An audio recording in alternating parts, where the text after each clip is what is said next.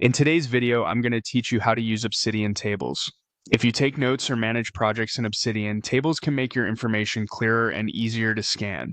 Because Obsidian is markdown based, tables are just plain text, which means they're quick to edit, sync well, and remain readable even outside the app.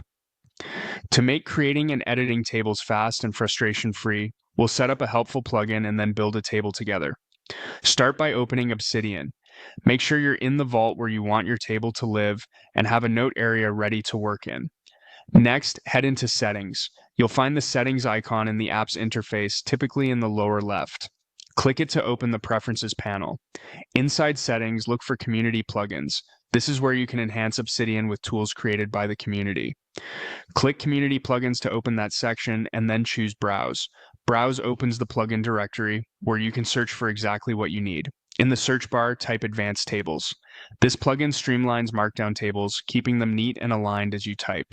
When you see Advanced Tables in the results, open its page, then click Install, and once that completes, click Enable. Installing adds the plugin to your vault, and enabling switches it on so it can help as you work. Now close the Settings panel and look over to the left side of Obsidian. You'll notice new plugin options available in your sidebar. Locate Advanced Tables and click it. This opens the plugins area so you can confirm it's active and ready to assist. You don't need to change any settings right now. The defaults work great for most notes. With the plugin enabled, create a new note. Click New Note, give it a clear title, and place your cursor in the editor where you want your table to appear. We'll type the table in plain markdown, and the plugin will take care of formatting as you go. To input the table, start with a header row. Separate each column header with the pipe character, which looks like a vertical bar. For example, title on owner on status. On the next line, add a separator row using dashes for each column, again divided by pipes like bosam. Below that, add your data rows, one row per line, keeping the same number of columns and dividing each cell with pipes. As you type, the Advanced Tables plugin will automatically align columns, keep the pipes straight, and make everything easier to read. If you add or remove characters, it will reformat the table to stay tidy. You can move around the table quickly using the keyboard.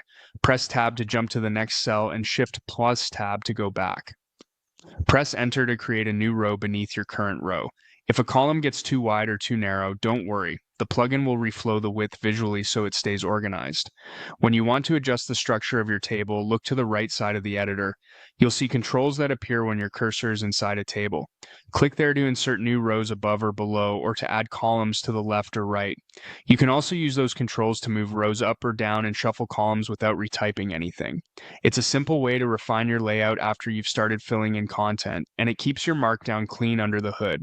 At this point, you've set up the plugin, created a new note, typed a table in Markdown, and used the right side controls to insert or move parts of the table. That's the complete workflow you'll use anytime you want to bring structured information into Obsidian. The more you use it, the more natural it becomes, and because everything stays in plain text, your tables remain portable and future-proof. Thanks for following along. With Advanced Tables running and a basic Markdown table under your belt, you're ready to build clear, consistent tables across your notes, projects, and knowledge base.